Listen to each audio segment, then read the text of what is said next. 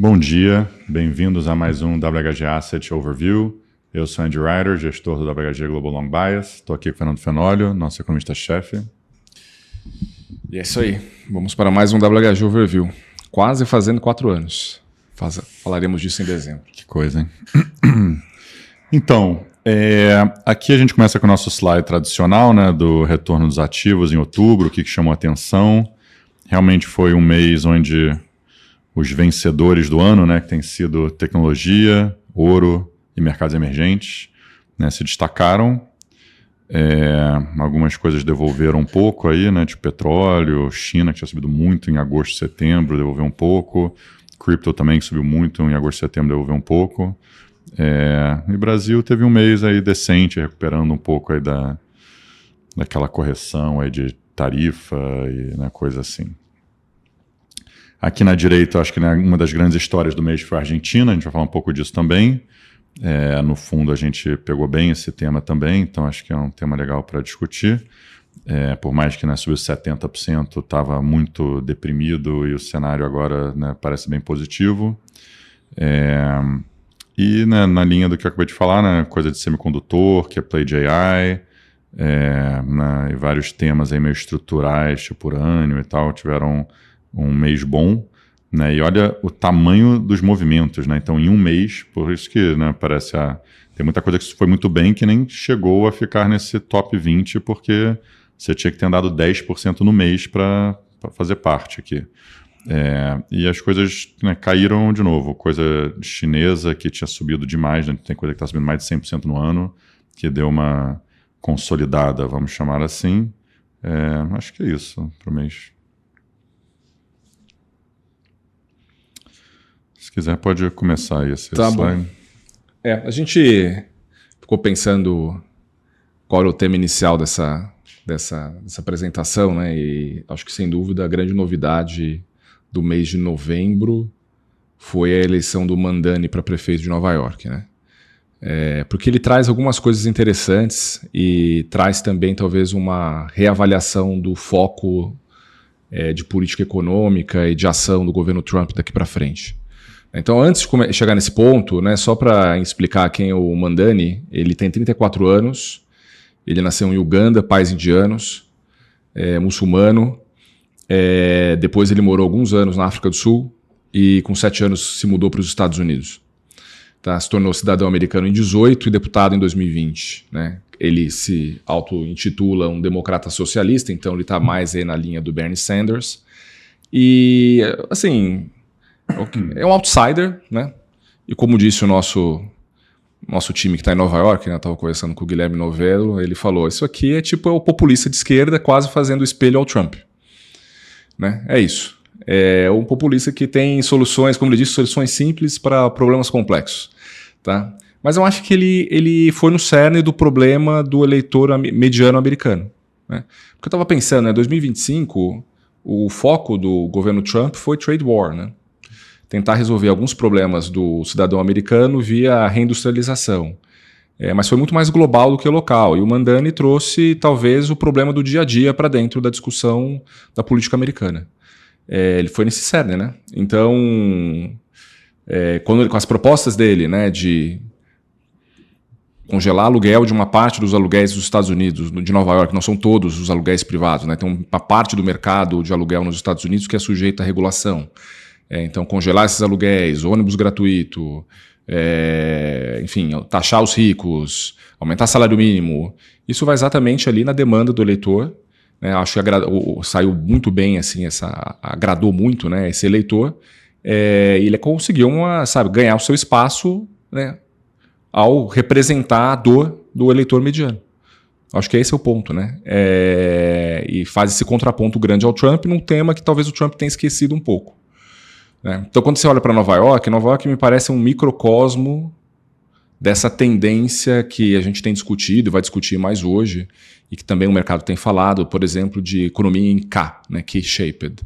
Então, você pega, por exemplo, esse gráfico que saiu na The Economist, que é salário real do setor privado, né, como a média americana subiu desde 2007, e a partir da pandemia, como a cidade de Nova York teve um descolamento da média americana, né? E muito disso é em função, não só porque preço de aluguel subiu muito, seguindo esse problema de affordability em housing, mas também porque boa parte dos empregos saíram de Nova York, foram para Miami, por exemplo, né, e só o topo o topo do mercado de trabalho que conseguiu ter rentabilidade, ganhos ainda, né? Então, assim, exatamente o Nova York representa esse problema. E daí você já tem uma repercussão do mundo político sobre isso. Então não é totalmente surpresa, tá? E daí você começa a já ver essas narrativas mudando exatamente depois da eleição. Então a gente colocou 2 quotes aqui de casas que a gente acompanha, né, que são importantes, né? O 22V dizendo Cost of Living and Economic Uncertainty is now the main focus. Eurasia também, Cost of Living Concerns will define the next phase of Trump agenda, também está aqui. Né? E o Trump também já começa a se movimentar o mundo político, né? Falando sobre essa possibilidade de fazer algum tipo de cheque, né, de $2.000 para as pessoas de baixa renda. Né? Tem todas as dificuldades e não é muito provável que isso aconteça, mas ele já joga na discussão. E o Bill Putley, que é como se fosse o cara responsável por housing nos Estados Unidos, também tentando encontrar alguma alternativa para baratear. Então acho que o foco vai mudar um pouco de trade war, especialmente depois que conseguiu aí uma trégua com a China por algum tempo e os deals estão acontecendo e a Suprema Corte vai derrubar alguns poderes do Trump sobre o tema e o foco vai mudar para custo de vida.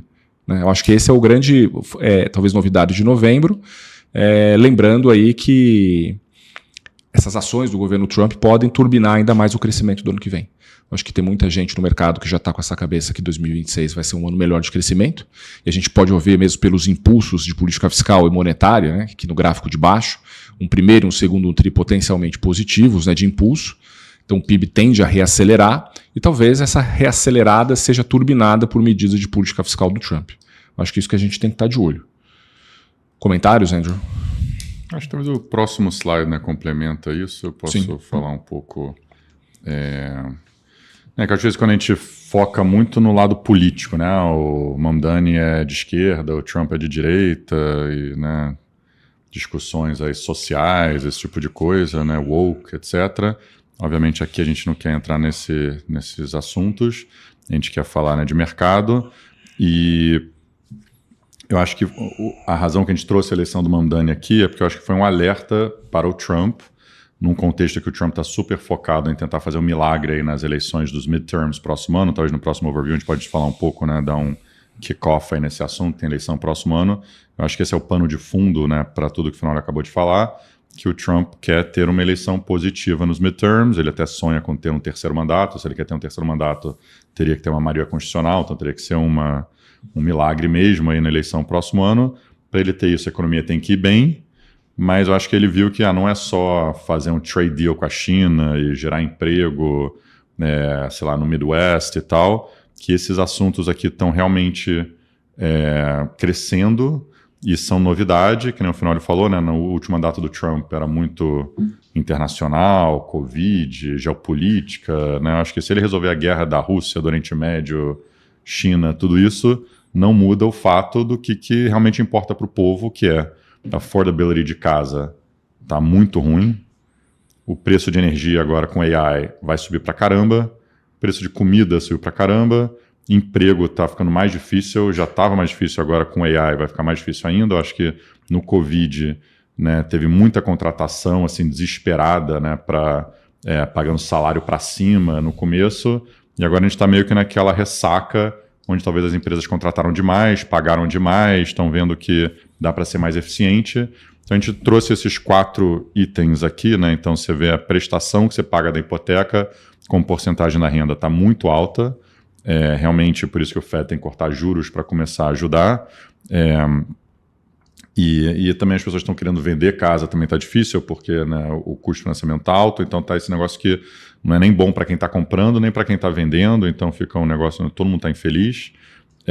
Essa taxa de desemprego por idade, né? Olha, né, o desemprego dos mais jovens, né, que muitos votaram no Mamdani, né, pensa nessa nova geração que realmente está com dificuldade de achar um emprego estável, que paga bem. E isso nem começou direito, né, o impacto de AI, né? O que a gente está falando aqui hoje em dia é só um aplicativozinho que ajuda na produtividade. Imagina quando for para as próximas fases que a gente tem conversado aqui no overview. Então acho que isso a gente está, né, desenhando aí uma mudança da sociedade bem grande. Né, pensa como que a Revolução Industrial gerou toda essa urbanização, né, grandes polos aí, cidades, etc., né, talvez com AI, muita coisa que a gente assume que é verdade, né, vai mudar bastante. A gente está começando a ver o comecinho dessas mudanças. A gente vê também um ponto que o Fernando trouxe no último overview, agora a gente trouxe numa forma gráfica, que eu acho que ficou bem legal, que é essa ideia que os mais velhos já têm 70% da riqueza total, né, e lembrando que, né, ativos estão valorizando, então riqueza está valorizando, enquanto salário, né, emprego está mais difícil, então essa divergência só está aumentando, mas para, né, insultar mais, né, a geração mais nova, né, o governo gasta até 70% da arrecadação também ajudando os mais velhos, né, então realmente eles estão, né, se beneficiando duplamente dessa situação, enquanto os mais novos estão, né, sofrendo. E esse preço da energia aí, né, que começou a subir nos últimos anos, mas como a gente tem falado bastante desse tema, né, a demanda por energia está colossal, realmente todas as empresas investindo nisso, e os Estados Unidos é um grande gargalo. A gente vai mostrar como está muito, muito, muito atrás da China nisso, e realmente, né, nossos analistas acham que esse preço vai continuar subindo e talvez é só o começo. Então, se você, né, realmente é uma pessoa jovem de uma cidade grande, você está sofrendo todos esses assuntos ao mesmo tempo, né? Então, acho que o Fernando acabou de falar, não é que a gente só está teorizando essas coisas, realmente o governo Trump caiu a ficha, que esse é um grande assunto, né? O Putin, que toca essa parte aí, né, de housing, está pensando em políticas para housing, o Trump está falando em dar cheque, né, para os cidadãos aí, né, da receita que gerou da tarifa, que no Covid isso foi muito popular, obviamente. Então, eles estão tentando pensar fora da caixa o que eles podem fazer. Então, por isso que a gente está trazendo tudo isso aqui, porque eu acho que pode ter um grande impacto para o mercado, e eu acho que pode ser um grande tema para 2026, entender isso, né? Talvez até agora, a gente tem falado muito como que AI está carregando a economia, e o resto da economia está ruim, e o que é o resto da economia? É housing, é emprego, é consumo, é varejo, né? Então isso tem ficado muito para trás, resultados fracos, a gente vai falar aqui, né, meio sem parar nesse mundo, e o Trump agora quer focar nisso e vai fazer políticas direcionadas para isso. Será que isso finalmente vai gerar aquele rotation que a gente, né, que o mercado sempre discute? Ou, né, será que isso vai gerar juros para cima e um pânico fiscal? Acho que esse é o grande tema para o próximo ano, para pensar, tem um lado bom, tem um lado ruim. Será que isso vai fazer as pessoas comprarem mais ouro, que o Fernando adora? Porque, né, realmente isso aqui é o começo de um populismo de direita e de esquerda ao mesmo tempo, que é em competição de populismo.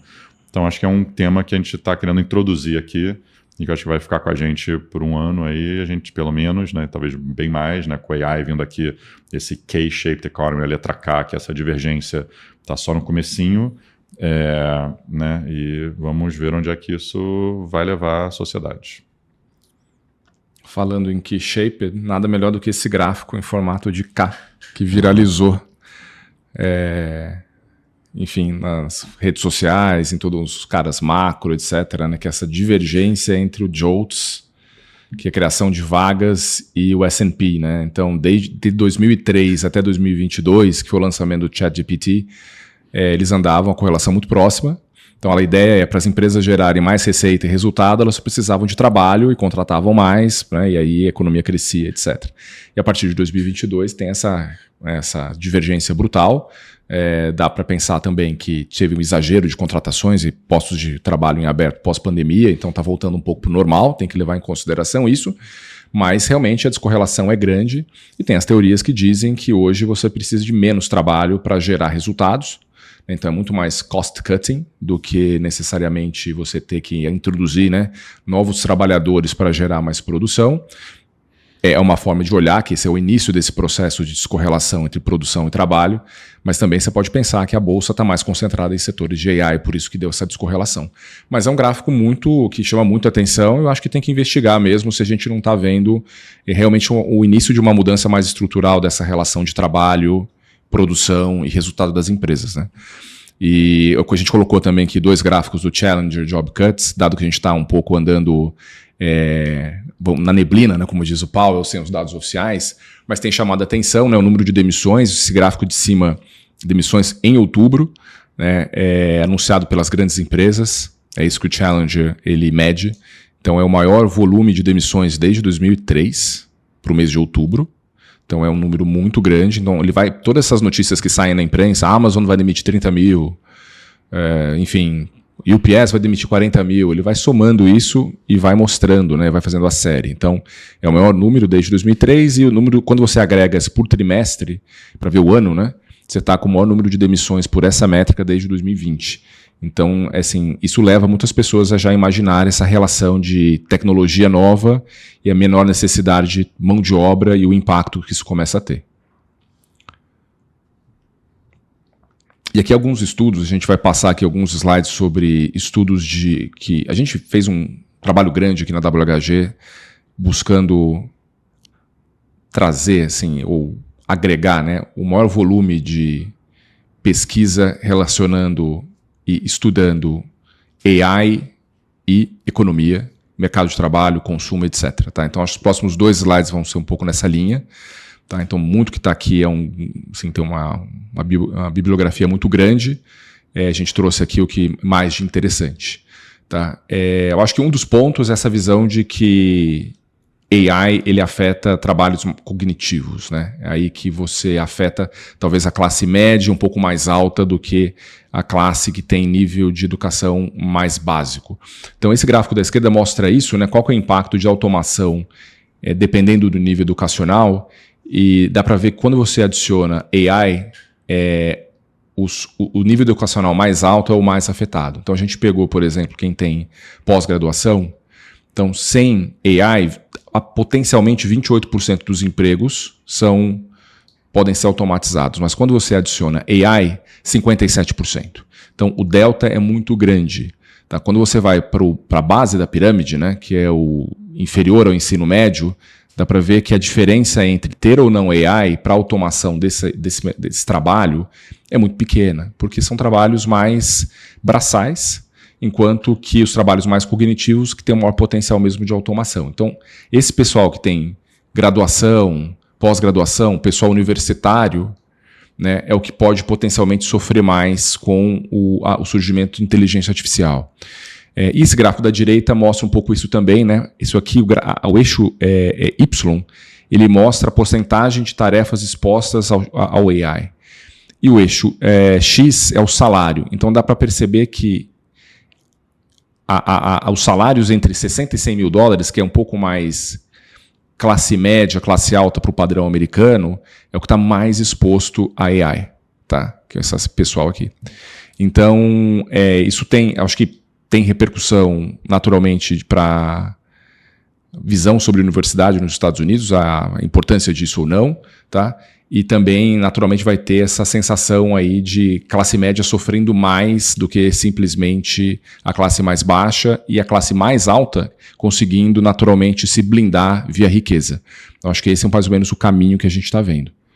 Diga. Só para complementar aqui, eu acho que o que a gente falou até agora do K-shaped economy, essa divergência, desigualdade, acho que tem essa tendência no mercado, traduzindo o que o Fernando acabou de falar para o mercado, tem essa tendência, entendi, então vamos shortear empresas que têm a ver com low income consumer, né, tipo de varejo, ou de cartão de crédito, ou esse tipo de coisa, e vamos comprar empresas de luxo, porque isso tem funcionado, né, em mercados emergentes, mercados envolvidos, etc.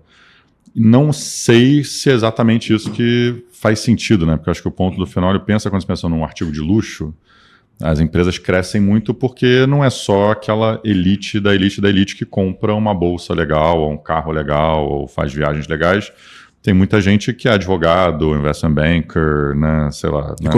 Economista, né? De asset, esse tipo de coisa. Gasta demais até. E eu acho que essas vagas que a gente já está vendo sofrendo, né, mais rápido. A gente vai precisar do cara para construir data center, para construir grid, né, para linha de transmissão, né? Linha de transmissão, esse tipo de coisa. E né, vai ter muito investimento, vai ter uma mega revolução aí de energia, de tudo. Então, acho que a gente vai precisar dessa pessoa, né? Talvez o robô em algum momento consegue, né, substituir um monte de emprego também, né, carro autônomo, caminhão autônomo, tem muito emprego que claramente vai ser substituído também, mas eu acho que essa ideia que os ricos, né, e rico a gente pensa, né, o cara que trabalha no mercado financeiro, por exemplo, né, isso aí realmente parece que vai ser, né, bem substituído também, né, então acho que para impacto para a empresa é mais complicado, né, porque eu acho que o que a gente acha no AI é tipo o Elon Musk e o Sam Altman vão ganhar 1000 vezes mais o equivalente deles, né, da próxima geração do que eles ganham hoje. Mas talvez não vai ter esses 1 milhão de caras que compram na, sei lá, BMW, Mercedes, Chanel, sei lá o que. Não sei se vai ter tanta gente assim, tanto emprego desse tipo, né? Então acho que para implicação de mercado é um pouco mais complexo, assim, né? E aqui talvez o slide um pouco mais denso dessa apresentação, mas acho que é super interessante para tentar pensar o impacto no PIB, no emprego, no consumo, de todos esses textos e estudos que a gente levantou. Tá? Eu vou começar primeiro com esse quote do lado esquerdo, que é muito legal, que é da The Economist, que fala o seguinte, né? Até 1700, o PIB global era estagnado. A taxa de crescimento média foi de 0,1% ao ano, ou seja, demorava 1000 anos para dobrar o PIB nesse ritmo. Daí a gente foi para o século seguinte, entre 1700 e 1820, o crescimento do PIB quintuplicou, já foi para 0,5% com o início da Revolução Industrial. No século XIX, a média de crescimento foi de 1,9%.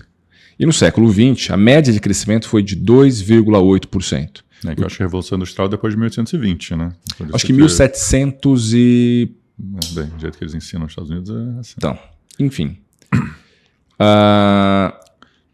No século XX, o crescimento foi de 2,8% na média, o que significa que o PIB global dobra a cada 25 anos. Então, o ponto é, século após século, a taxa de crescimento acelerou e tem a tese mais bullish de que essa revolução do AI pode levar, sim, a taxa de crescimento daqui para frente ser ainda maior. Tá? Então esse é um slide da parte mais bullish da coisa. Né? A gente quis mostrar isso. Não sei se isso vai acontecer, só já fazer esse disclaimer. Mas vamos pensar, e se acontecer? Esse é o ponto. A ideia simples é você ter milhões e milhões de robôs, milhões e milhões de agents. Então é como se você tivesse mais gente trabalhando para você, você tem muito mais produtividade por ser humano. Então, o crescimento pode ser, né, sei lá, o dobro, o triplo disso por vários anos. Por vários anos, né? Porque a tese que não funciona, a gente já sabe o que acontece. Vai ser, então, não tem novidade. Vamos falar da coisa nova.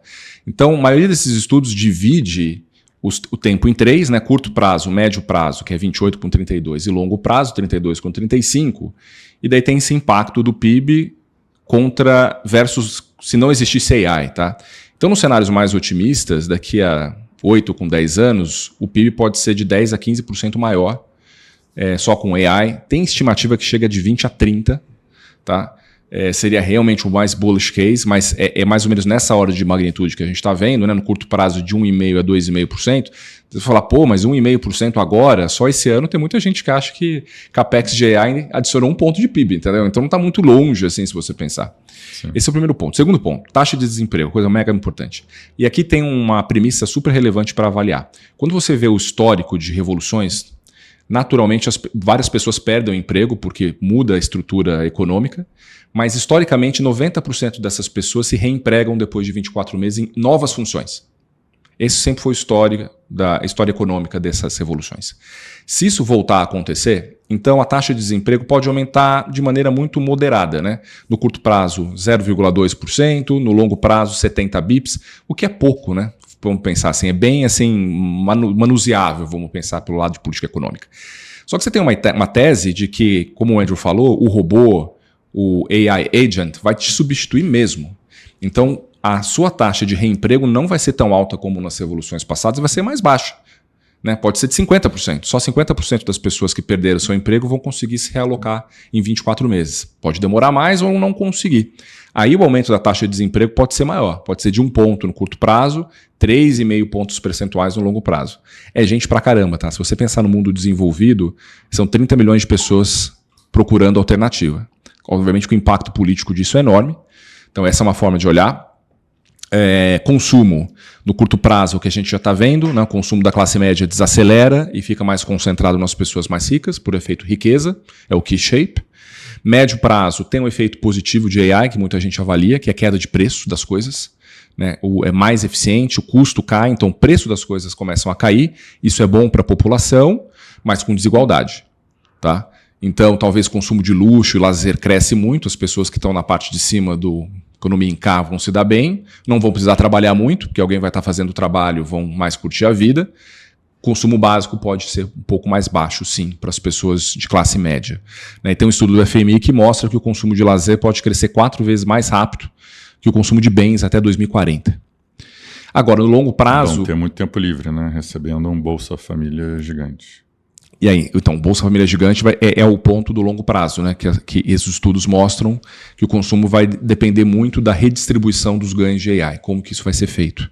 Tá? Mas no longo tempo, muita gente acha que a parcela do consumo no PIB vai cair.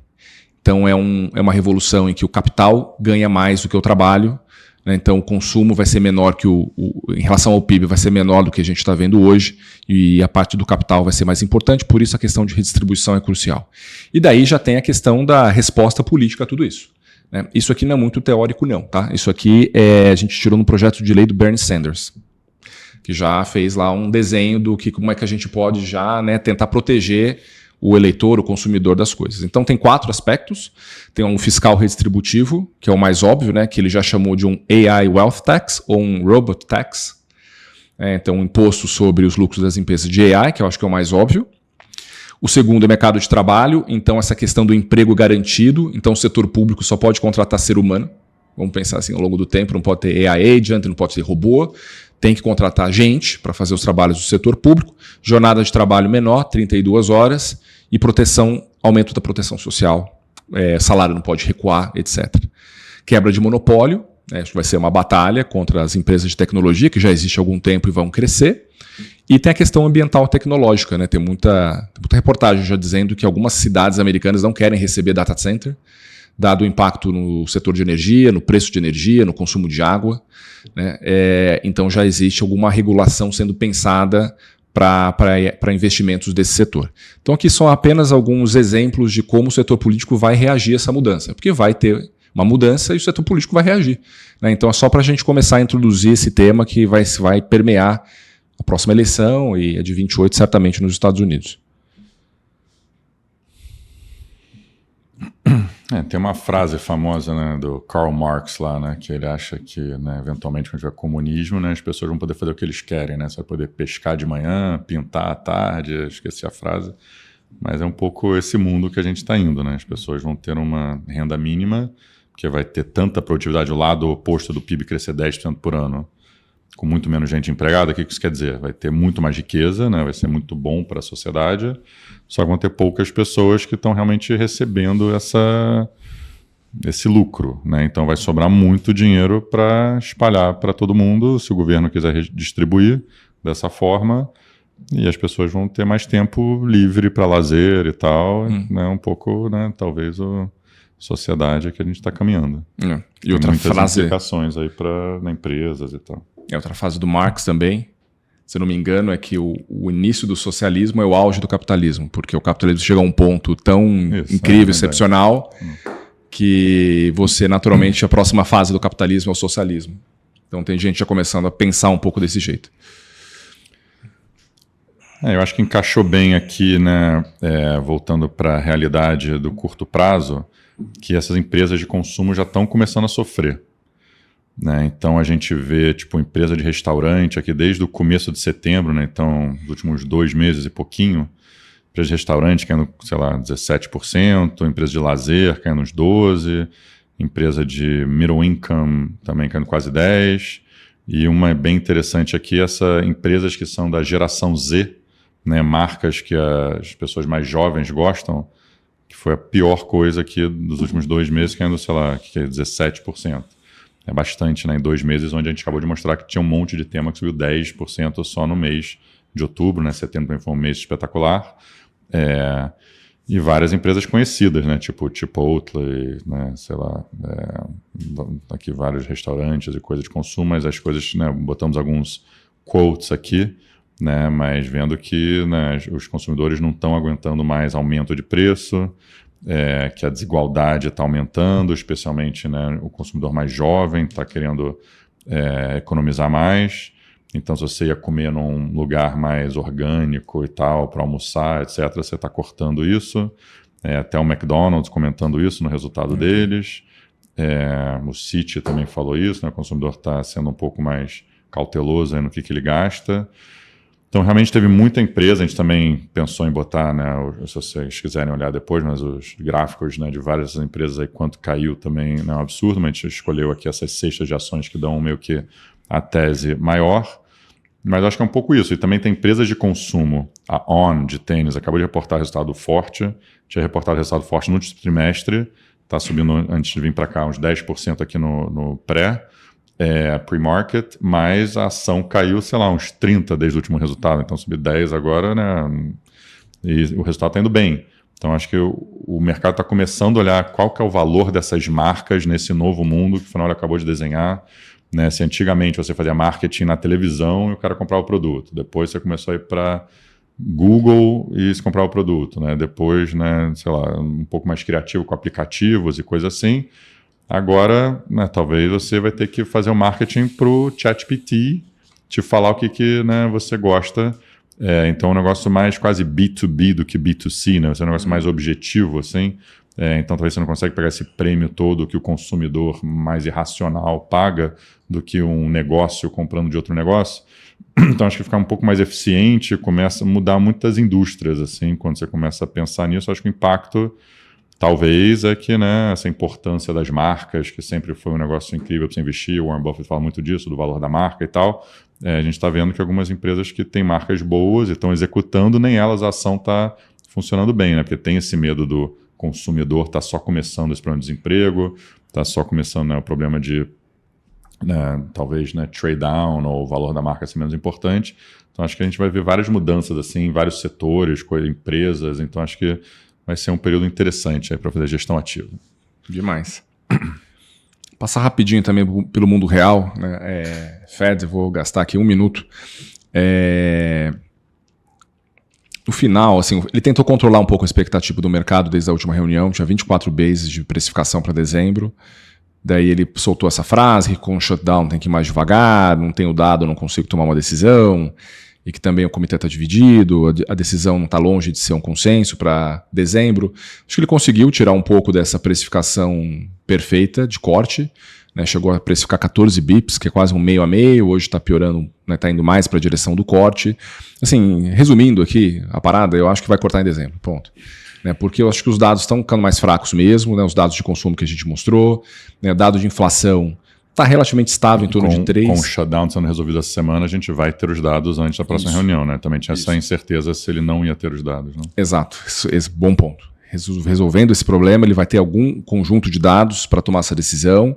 Né? Os dados alternativos estão mostrando desaceleração, a gente tem o nosso tracking de consumo, né, que está exatamente um pouco o espelho das ações, né? Então teve um auge aqui em agosto, de lá para cá só cai, então quando sair dado de retail sales vai ser mais fraco, e daí isso afeta a projeção de PIB, então isso vai ser jogado para baixo, né? A inflação está relativamente ok, em torno de 3%, mas quando você tira a tarifa está indo para 2,5%, quando você pega break-even inflation de um ano, está caindo bastante na ponta, está indo para essa média de um ano com um ano, que é 2,5%, que é mais ou menos o normal, então não parece que isso é um grande problema. Então acho que tem tudo aí para ele cortar de novo. Impressionante esse core CPI ex tarifas, né? Nossa. Porque você pega várias coisas de serviço que estão caindo, né? Você pega Owner's Equivalent Rent, que é a parte de housing, começou a desacelerar mais, né? Então, por isso que a inflação no headline está meio parada, porque tarifa está jogando para cima, mas você tem outras coisas compensando. E tem a questão também do mercado, vamos dizer assim, do mercado monetário americano, né? Essa taxa de overnight contra a taxa básica de juros dos Estados Unidos subindo muito. Se tivesse que traduzir português aqui para o Brasilzão, seria um CDI Selic, o spread está aumentando muito. Significa que as reservas bancárias estão mais baixas dos Estados Unidos que deveriam estar. Né? Remete um pouco o problema de 2019. Então é bem possível que o Fed vai anunciar uma expansão de balanço. Não tem nada a ver com QE, em termos de política monetária, reduzir duration, nada a ver. Porém, é uma injeção de liquidez de novo. Vai começar aí, talvez, com um volume grande, de 50 a 60 bi por mês. Eu acho que já deveria ter sido feito, talvez em janeiro ou dezembro, mas eu acho que ainda é uma pernada de corte de juros e aumento de balanço. Daí o ano que vem, depois desse corte, eu acho que ele vai tentar segurar um pouco. E a gente vai começar a discutir quem vai ser o próximo presidente do Fed, né? Vai ser a grande discussão. Acho que esse gráfico aqui que se passou rápido do break-even inflation é interessante, né? Para quem não opera no dia a dia, né, no mercado e tal, está assistindo a gente. Né, eu acho que nessa linha azul escura é basicamente o que o mercado acha que vai ser a inflação do próximo ano. E muito se falou na época de tarifa, Liberation Day, que esse número estava subindo, né? Foi de, sei lá, 2 e pouquinho no começo do ano, chegou a 3,5 lá no auge, né, do caos ali de tarifa do Trump, etc, etc. Só que a gente olhava muito essa linha azul clara, que é basicamente a inflação, né, um ano à frente, olhando um ano à frente, né? Então, que basicamente passava essa janela de tarifa. E você vê que até caiu, né, naquele período lá do auge do Liberation Day, né, caiu de 2,5 para quase 2. Então esse medo que a gente vai entrar num período inflacionário, vai ser um caos e tal, o mercado estava falando, não, vai ser uma tarifa que é meio transitória, né, para usar uma palavra queridinha aí do Powell. E o mercado meio que não estava dando muita bola, por isso que não fez tanto preço. Na época era, como é que eles estão ignorando a inflação? E o Fed vai ter que aumentar juros. E pelo contrário, né? Eu acho que essa linha azul clara, não, o Fed deveria estar cortando juros. Acho que o Powell até demorou para fazer isso, por causa desse medo de tarifa e tal. E agora é o contrário, né? A linha azul escura está caindo para caramba. E todo mundo falando, nossa, agora dá para cortar. Mas na verdade a azul clara não mexeu nada, né? Então, acho que, né, foi muito barulho para uma direção antes, está muito barulho uma direção depois, mas acho que o que o mercado está falando é que não tem problema de inflação, é um papo legal assim, para a gente tomar uma cerveja e conversar, mas tipo, o mercado não está preocupado com isso, não estava antes, não está agora, não é uma grande mudança. Acho que a linha azul clara mostra que tipo, estamos bem aí ancorados aí nesse 2,5, que sim, é acima da meta, né? Não é um grande problema ainda. Mas sim, essas coisas mudam, né? Então, só para deixar claro, por isso que a gente trouxe aquele negócio do Mamdani no começo, se o Trump começar a dar cheque para todo mundo, estímulo de housing, tarará, isso aqui muda e pode ser um grande novo tema para 26, mas por enquanto... Para a reunião de dezembro, parece ter boas condições de corte. Ele está tirando o excesso, né, de juros que ele tem aí por enquanto, indo rumo ao neutro, que é o que mostra que parece razoável. Muito bem. Mudando de tópico para a China, tá? Falar aqui 2 slides sobre o tema. No final do mês passado teve o Plenum, né? Que é uma reunião super importante em que o governo chinês determina as metas para os próximos 5 anos. E bem diferente, por exemplo, do Brasil, que sempre tem uma meta para alguma coisa e não cumpre nada, a China é bem diferente. O que ela se propõe a fazer, ela cumpre. Né? Tem alguns gráficos legais, eu não trouxe aqui, que mostra qual que era o planejamento dos 5 anos anteriores e o que eles entregaram. Tá? Então tem carro elétrico, tem bateria, tem várias coisas, né? Mudança de matriz fabril, eles entregaram. E quais são as prioridades agora, né, para os próximos 5 anos? Eu poderia resumir ela com foco em AI e energia. Né? Então, essa questão de modernizar o sistema industrial, né, upgrading, né, a indústria, é tornar a indústria mais sofisticada, especialmente nessa questão de inteligência artificial, né? Esse tech self-reliance, né, não depender dos Estados Unidos, essa é uma coisa mais focada no doméstico. Então isso continua a todo vapor. E para mim a novidade é o primeiro ponto aqui, que é esse mercado doméstico robusto. Tá? Eu acho que quantas vezes a gente fala sobre consumo ficou para trás na China, a China não dá incentivo para consumo, e talvez eu acho que dessa vez eles vão dar esse estímulo. Eu acho que eles colocaram nesse planejamento de melhorar as condições de vida, aumentar o estímulo de demanda, e dessa vez eu acho que o consumo está no foco. Tá? Quando você olha, por exemplo, aqui esse gráfico é incrível, né? Gasto com benefício social na China contra outros países. Né? A China é muito baixo, né? Em torno de abaixo de 4% do PIB, enquanto que o resto do mundo desenvolvido está trabalhando aí com números acima de 10%. Né? Lembrando que a demografia chinesa não é das melhores. Tá? Então eu acredito que eles vão fazer essa curva vermelha acelerar, né? Vai subir isso aqui nos próximos 5 anos, né? Para tentar dar uma sustentação maior para consumo. Então quais são esses mecanismos para impulsionar consumo? Vai ser ampliar a transferência social, né?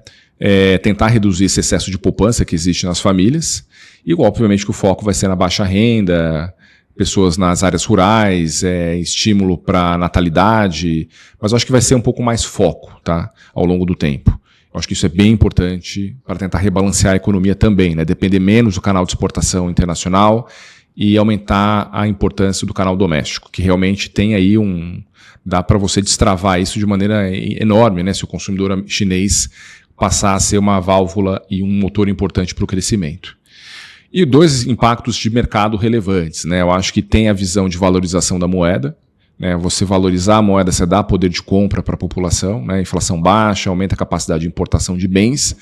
Então, dá para pensar num renminbi mais apreciado ao longo dos próximos 5 anos, que pode ter uma repercussão no valor do dólar globalmente.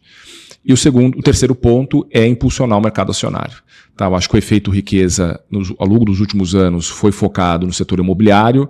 De 21 para cá, o setor imobiliário entrou em colapso, atrapalhou muito a questão do consumo chinês. E agora o governo chinês quer substituir esse efeito riqueza do setor imobiliário para o mercado acionário, que você pode ter aí um crescimento de 10% ao ano durante os próximos 5 anos. Então, para mercado, acho que tem essa questão do kit China, né? Você comprar renminbi, comprar equities, talvez seja uma visão de médio prazo chinesa que funcione, porque esse me parece ser um dos principais objetivos do governo da China. E um slide especial só para a parte de AI e energia, que eu vou deixar o Andrew falar, que eu acho que é um dos pontos mais importantes aí do último mês nesse tema. Eu acho que as pessoas estão vendo que energia é o grande gargalo aí, né? Quem vai vencer essa corrida, isso é um pilar bem importante. Né, o Jensen Huang, né, da NVIDIA, falou que a China vai ganhar essa corrida, né, e fez bastante barulho aí mês passado. E a gente tem esse gráfico aqui que chama muita atenção, que é a energia na China, quanto que eles estão crescendo, né? Então, e o custo também é bem barato lá, né? Então, acho que isso é um ponto bem importante. Quando a gente olha essa linha vermelha, olha, né, uma divergência com os Estados Unidos. Então, os Estados Unidos já está fazendo um mega esforço, né? A gente falou várias vezes aqui, ficou parado por muitas décadas de energia, pensa que estava, né, mandando fábrica para fora dos Estados Unidos, ficando mais asset light, economia, etc. E, então, não precisou crescer muito, né, ficando mais eficiente, etc. Mas que agora está realmente investindo nisso, está crescendo, as empresas estão anunciando, né, capex todo dia novo nesse quesito. Mas a China está crescendo 10 vezes mais que os Estados Unidos, né, por ano, por muitos anos. Então, acho que esse é um assunto assim, muito importante, que é difícil né, minimizar. Né, e nossa estimativa aqui, né, olhando aqui, é que em 2035, daqui a 10 anos, a China vai ter 4,5 vezes mais capacidade de geração de energia que os Estados Unidos. Só para ter uma ideia, assim, né, magnitude, o que a China está aumentando de energia por ano, são 2 Brasis, né? Então, o Brasil é um país grande com muita energia, né? Imagina, por ano, 2 Brasis por 10 anos. É muita coisa. Então, por mais que os Estados Unidos está crescendo, está aumentando... Bem insuficiente. Né? Muito longe do competidor. E a gente vê, então, essas grandes indústrias, tipo energia, né, renovável com solar sendo nos grandes, né, exemplos disso. Né? Olha o custo da China... menos que, sei lá, metade dos Estados Unidos, até menos que metade da Alemanha, para usar um exemplo. Robô também, hoje em dia, é metade o custo da China que dos Estados Unidos. Automóvel também bem mais barato que os Estados Unidos e mais ou menos metade que da Alemanha. Drone também é metade do que os Estados Unidos. Então, são grandes aí mercados relacionados a AI no futuro, que a China está muito na frente, né? Então, essa boca de jacaré parece que só vai aumentar, tendo mais e mais e mais energia, investindo mais e mais em robô, né? Tendo muito dado, tendo empresas grandes que conseguem usar modelos de AI.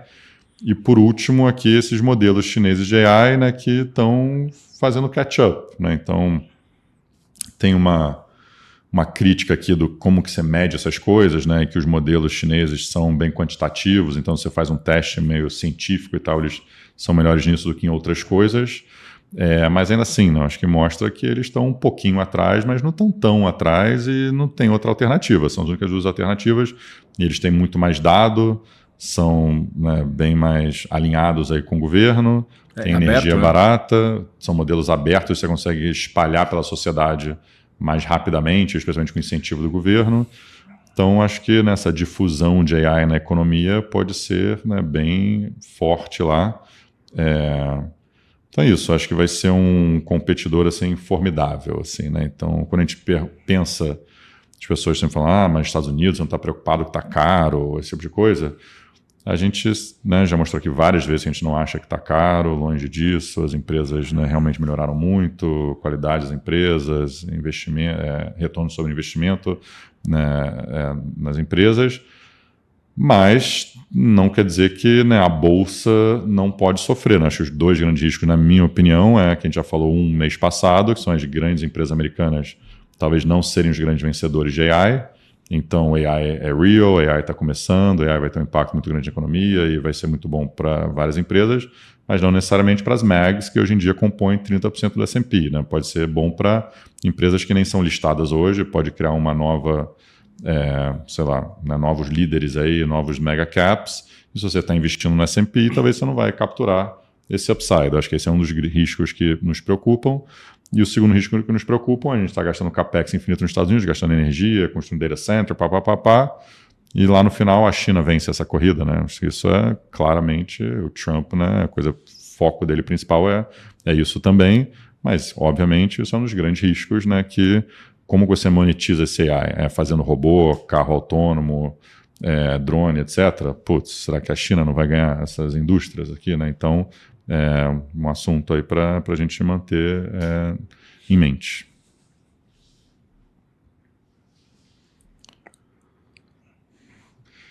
Aqui a gente só quis trazer, porque tem tanta coisa acontecendo no mercado hoje em dia, né? De vez em quando eu estava até falando com um cliente assim, sobre, poxa, né, o fundo está indo muito bem, e pô, que vocês acertaram, né? Que bom, o S&P está indo bem.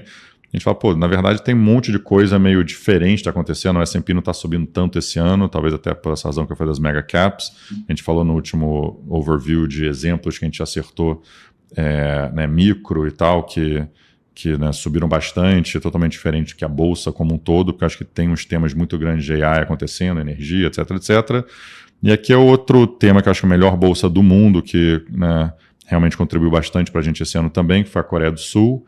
Né, e tem um governo novo lá, que no começo o mercado não estava gostando, que é mais de esquerda, no final das contas ele não está fazendo as medidas, né, ruins que o mercado imaginava, e está mantendo as medidas positivas, né, de tentar melhorar um pouco essa governança na Coreia. Eles olharam para o Japão, que o Japão mudou muito a governança e o mercado, né, rewarded, né, recompensou né, as empresas por isso, né, muito dinheiro estrangeiro e tal, e a Coreia, que é um país que talvez seja uma das piores governanças, né? Tem aqueles cables lá que são conglomerados, né? Onde poucas famílias controlam a economia, e tem um monte de cross-shareholding, também é complicado para analisar isso, mas que são competitivos e etc.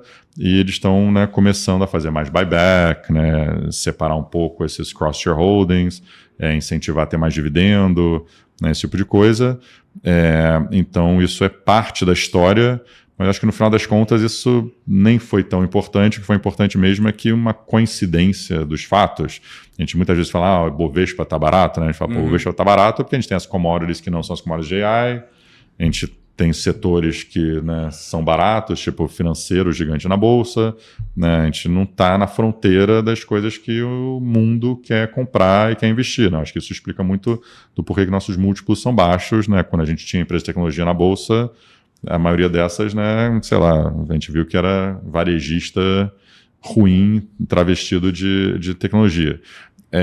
Né, e lá meio que o contrário, assim, né, por coincidência eles estão bem posicionados em memória, que é uma das grandes indústrias né, da Coreia, que virou o gargalo do mundo de AI, e esse é uma das coisas que mais sobe no mundo, né, então essa linha azul clara ali na direita, se quiser circular o finzinho ali, isso aí, né? Então tem uma explosão, especialmente nos últimos meses, mas a memória na China, na Coreia está subindo 170%, e é 1/3 da bolsa, né? Que é a Samsung e Hynix, basicamente.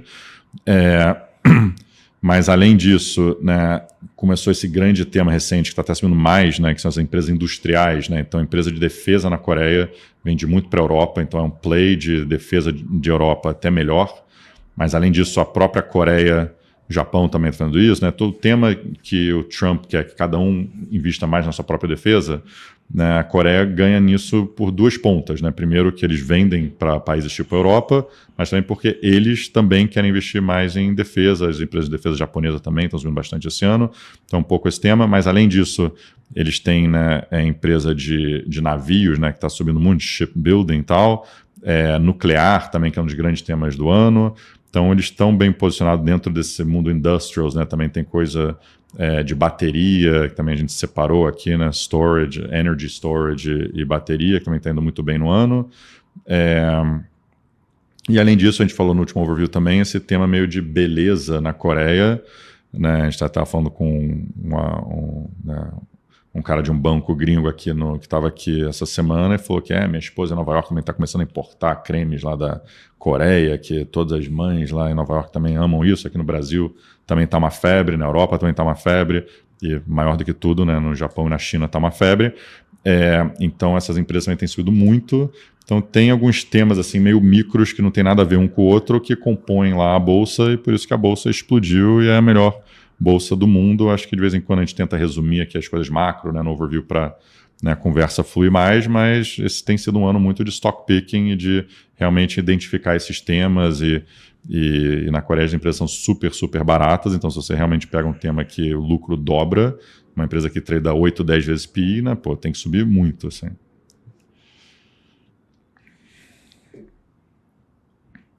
Isso aqui é uma análise que a gente fez também, que a gente achou interessante, que a vol do S&P começou a subir recentemente e começou a ter essa crítica, será que isso aqui é um fim de festa? Né, que isso acontece no final dos bull markets. Né, a gente achou alguns relatórios que analisaram isso, a gente também fez as nossas próprias contas, e eu acho que ficou, né, uma análise assim para a gente começar a pensar nesse assunto. Talvez é um jeito de identificar quando que a gente vai estar no final desse ralizão, que é isso que mostrou no passado que aconteceu. Então, a gente pegou aqui uma média das bolhas, né, e aqui a gente fez uma média, talvez você consiga ver embaixo das barrinhas, são todas essas bolhas que a gente identificou. Aí o gráfico da esquerda em cima é meio que uma média de tudo isso, como que foi o preço médio, essa linha azul, que foi meio que exponencial aí no final, sempre né, em bolha, por isso que o Soros fala que me aponta uma bolha que eu compro. Né, a melhor parte da bolha é a última fase, se você perder a última fase, né, você está ferrado, que diga, né, Tiger, que quebrou na época, o Jim Robertson, né, tentando shortear essas empresas e depois comprou na hora que elas começaram a cair. Então é bem perigoso essa última fase, tanto para quem não está comprado quanto quem está bearish, mas o interessante é que a vol, normalmente, só para quem não é de mercado, normalmente a vol cai num período que a bolsa está subindo, porque né, você está tirando riscos, né, aquele conceito que a gente sempre fala do wall of worry, né, sempre tem alguns riscos no mercado, as pessoas estão preocupadas que a guerra no Oriente Médio vai ser a terceira guerra mundial, aí fala, está resolvido. A bolsa sobe, volatilidade cai. Ou trade war, Trump é um louco, vai botar tarifa no mundo inteiro, ele vai, não, na verdade vou fazer um deal com o Chile, é meu melhor amigo. Aí a volatilidade cai, a bolsa sobe, esse é o normal.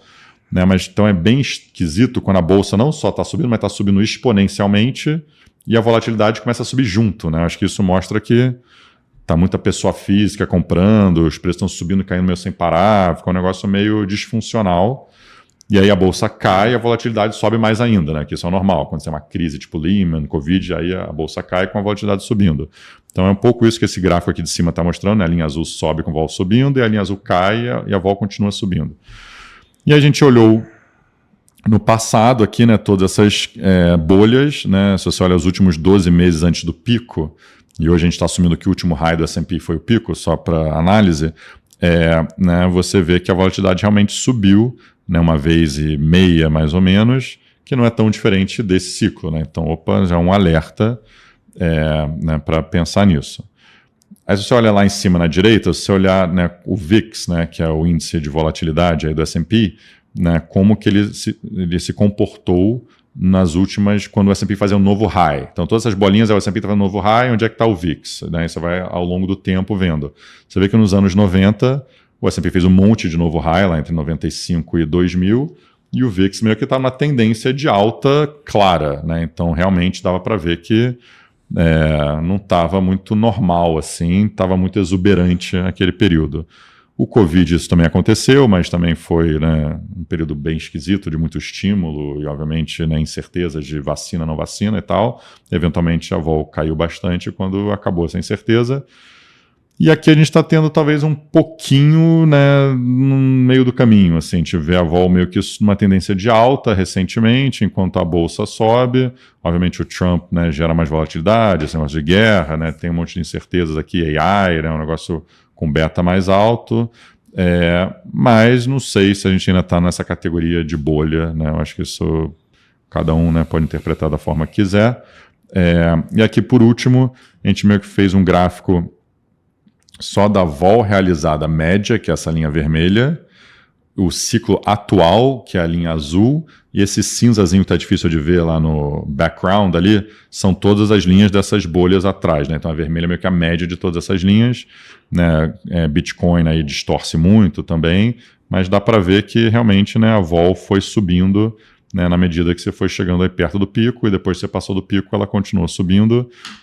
Isso é a vol realizada, e aqui a gente ainda está num nível mais tranquilo. Né, obviamente teve essa vol bem mais alta, essa explosão de vol da linha azul aqui foi o Liberation Day, então a gente caiu bastante, passando nesse auge do medo da tarifa, mas na margem a gente está começando a subir. Acho que é um pouco isso, acho que é uma coisa que a gente queria introduzir, assim, que eu achei interessante, olhar de outra lente o que está acontecendo. Tornar mais técnica a análise do que simplesmente tem bolha, não tem bolha. Isso. Vamos tentar fazer uma coisa mais técnica aqui. Como é que a gente pode medir isso? O nosso gestor aqui do Global Location, João Paulo, fez um trabalho muito legal aí pra gente também. Dá os créditos para ele. Exatamente. 2 slides de América Latina e encerramos. É isso aí. Acho que a Argentina, né, teve esse... Começar com a parte boa. A parte boa. Mas o Brasil depois eu acho que ainda é boa também. Vamos falar de coisa diferente. Não vamos falar de Rio de Janeiro. Acho que a Argentina teve essa eleição no final de outubro, foi muito emblemática, na nossa opinião. Foi uma vitória, assim, acachapante do Milei. A gente conversou com muita gente, ninguém achava que ele ia ter mais de 40% dos votos. Assim, quem tinha 37 era otimista, todo mundo tinha 35, 33, não vai dar, papapá, e aquele teve 41. Então foi assim a população referendou, né, a política dele. Porque quando ele foi eleito a primeira vez, muita gente não tinha noção do que ele queria fazer. Ele fez. E daí, numa eleição de meio de mandato, ele ganhou de novo. Então, acho que alguém publicou num desses jornais internacionais que talvez seja uma das primeiras vezes que a população vota por um ajuste fiscal desse tamanho. Primeira vez, né? Então, assim, o eleitor está do lado do Milei e da política que ele quer adotar. Então, ele conseguiu 43% das cadeiras na Câmara, 1/3 era a linha mínima, né, para evitar impeachment, manter os vetos, conseguir tocar a agenda dele. Ele precisa de 50% para aprovar a reforma, mas tem uma oposição moderada, que eu nem sei se chama oposição, ou já tem alguns argentinos que já estão chamando de centrão, sabe, tipo aquele que vai tentar compor com o governo, tem os governadores também que querem repasse, e daí pode ter, né, caminhar junto com o Milei. E o kirchnerismo e peronismo teve 40% dos votos, mas foi uma das piores eleições em 40 anos assim, dos peronistas. Tá? O Senado, a conta está embaixo também para vocês verem. Mas, primeiro, então você tem uma aprovação popular e você tem agora um legislativo mais alinhado com o governo. E o Congresso, historicamente, é muito kirchnerista de esquerda, isso que dificultava muito fazer a reforma liberal no passado, então essa vitória foi muito importante. Acho que a gente não tem um cenário tão positivo, né? Estava falando com um argentino que é gestor esse fim de semana que falou, pô, acho que se for para dar certo é agora. A gente nunca teve um cenário tão positivo que nem hoje. Não sei se vai dar certo porque é a Argentina, mas essa é a melhor chance que a gente já tem. Os astros estão alinhados. Porque tem não só o apoio doméstico, tem o internacional, né, que tem o meio aqui do gráfico. Né, o suporte americano, as linhas de swap. Né, tem essas notícias de que algumas empresas querem investir na Argentina, seja a OpenAI, seja empresas de energia, porque lá tem muito, né, pent-up para você ganhar energia. Então você começa a trazer dólares por outros canais que vão dar sustentação para a taxa de câmbio. Então acho que também está alinhado o internacional com o apoio americano. E os próximos passos são muito bons. Né? Então tem um orçamento para ser aprovado agora em dezembro, mas depois vem aí uma agenda de reforma. Né? Reforma trabalhista, tributária, reforma do sistema de pensão, né? Aposentadorias, que podem realmente destravar vários critérios aí, ou destravar, né? Aspectos que vão acelerar o crescimento da Argentina. Na política cambial, as pessoas podem pensar, então o câmbio vai apreciar. Ele não vai apreciar, ele tem que depreciar. Né? Muito porque a Argentina precisa acumular reserva para gerar um uma espécie de colchão, né, contra essas oscilações que normalmente levam a Argentina à crise, né? Você tem falta de reservas, tem um choque, o câmbio deprecia demais, a inflação volta. Eles querem parar com isso, então o câmbio vai continuar mais depreciado para 1.600, 1.700, é o normal, não significa que a economia está indo para o lado errado, é o lado certo para estabilizar a economia ao longo do tempo. Mas eu acho que o Andrew resumiu bem. Se tem algum momento para a Argentina dar certo, é agora, e a gente acha que vale a pena apostar que vai dar certo. Não tem nenhum motivo nesse momento para pensar o contrário. Brasil. A gente trouxe aqui um pouco de AI também, dado que a gente fez essa pesquisa muito grande sobre AI para mundo desenvolvido, trabalho, consumo. Também tem muito estudo para mercados emergentes e Brasil. Tá? Então trouxe um pouco disso. Assim, primeiro, para mercados emergentes no geral, né? Qual que é a exposição dos trabalhos a AI? É pequeno. Tá? Então, que é esse gráfico aqui de cima, baixa exposição, esse roxo aqui escuro, dá para perceber que no Brasil mais de 60% do trabalho não é muito exposto a AI. Tá? É diferente, por exemplo, do Reino Unido, países mais desenvolvidos, porque a gente falou, né? Trabalhos cognitivos de mais alto grau de escolaridade são os mais expostos. Então a América Latina e mercado emergente se beneficia disso no curto prazo. Isso é bom, né? Parece a Miriam Leitão. Por que isso é bom? Mas é bom. Por quê? O curto prazo aqui, né? Proteção cíclica. Você não tem um choque, dá para se adaptar dos próximos anos, né? Então, o AI ele começa a evoluir, mas os empregos têm baixa exposição, então não tem um risco de demissões em massa, isso absorve, você tem tempo para se adaptar a essa nova tecnologia, né? Tem mais estabilidade social e política, salário fica preservado, então é muito bom. Agora, no médio e longo prazo, você não pode cair nessa armadilha da não difusão, como foi colocado, porque senão você vai abrir ainda mais o gap entre mercados desenvolvidos e emergentes, ou vai abrir um gap ainda maior dentro dos países, com mais desigualdade. Porque vai ter uma elite que vai se beneficiar e vai surfar e vai absorver essa nova tecnologia de inteligência artificial e a massa vai ficar de fora, e daí você vai abrir ainda mais a questão de desigualdade. Então você precisa, ao longo do tempo, absorver isso, né? Os governos vão ter uma necessidade ou uma participação importantíssima para que isso se dissemine por toda a sociedade. Então, no primeiro momento é bom, mas no segundo é crucial que a gente surfe isso. Um ponto importante, né? Que depois eu volto para a tabela. Isso aqui é o bull case que algumas pessoas levantam, né? Porque o que acontece? Os mercados emergentes, eles têm uma penetração muito grande de telefone celular, e então é muito fácil você entregar a nova tecnologia de inteligência artificial via telefone celular. Tá? Então você consegue disseminar mais rápido. Nos últimos, 30 anos, com computador, você tinha que comprar um PC. Né? As pessoas mais pobres não tinham esse acesso, demorava mais. Agora não, todo mundo tem um celular, um iPhone ou pelo menos um smartphone que consegue. Teoricamente, você está exposto a essa tecnologia mais rápido. Então, tem muita gente que acha que para o mercado emergente pode fechar uns gaps com o mundo desenvolvido via inteligência artificial e essa penetração. Essa é uma tese bem interessante.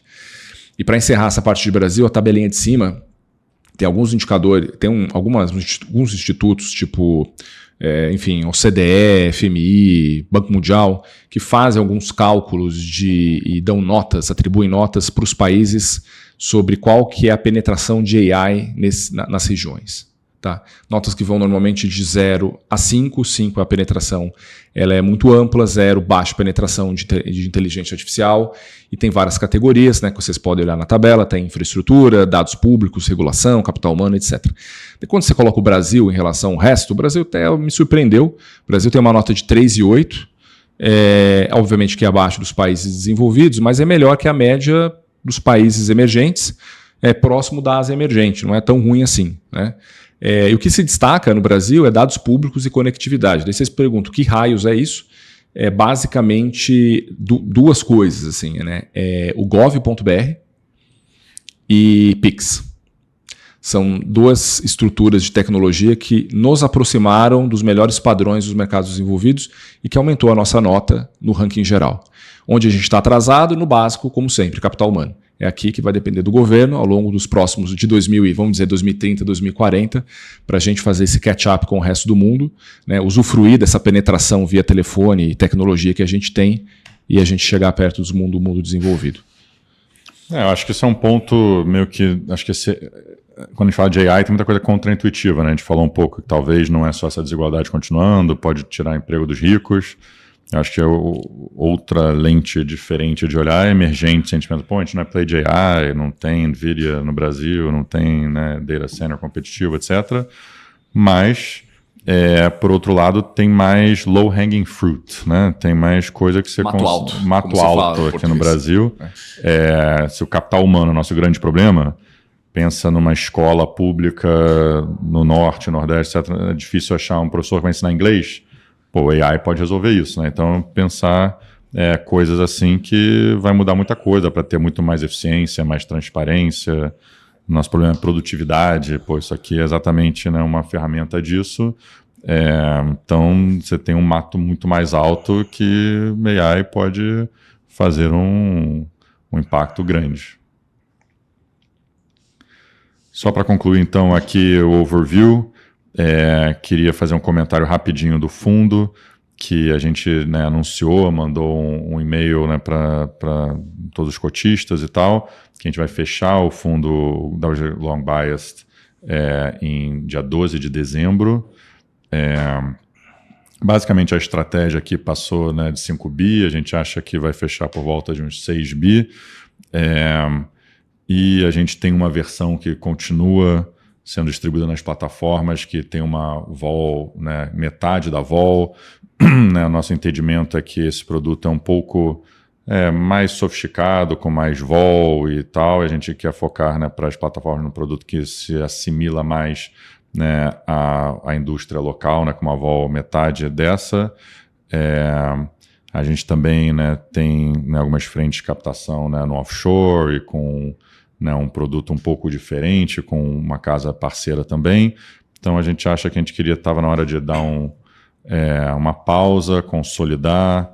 Né, acho que a nossa qualidade do passivo é muito boa também, né, com muito single family office e ultra high net worth individuals. E acho que esse é um tamanho que a gente estava, né, satisfeito para essa primeira pernada, chegando a $1 bi, $1 bi e pouco. A gente acha que né, no médio e longo prazo dá para, né, sei lá, chegar em $2, $3 bi, talvez seria um limite, mas por enquanto acho que, né, uma coisa meio que para organizar melhor a nossa grade, deixar mais claro o posicionamento das versões diferentes do fundo. Acho que a nossa ideia é essa, meio que na virada do ano, meio que deixar um pouco mais claro o nosso posicionamento.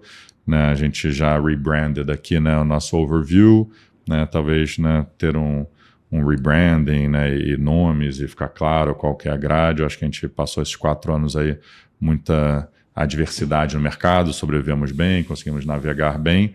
Agora acho que é um pouco para a gente olhar para dentro, reorganizar um pouco as coisas e ainda vai ter alternativas de ter exposição ao fundo, né, de forma diferente, que eu falei.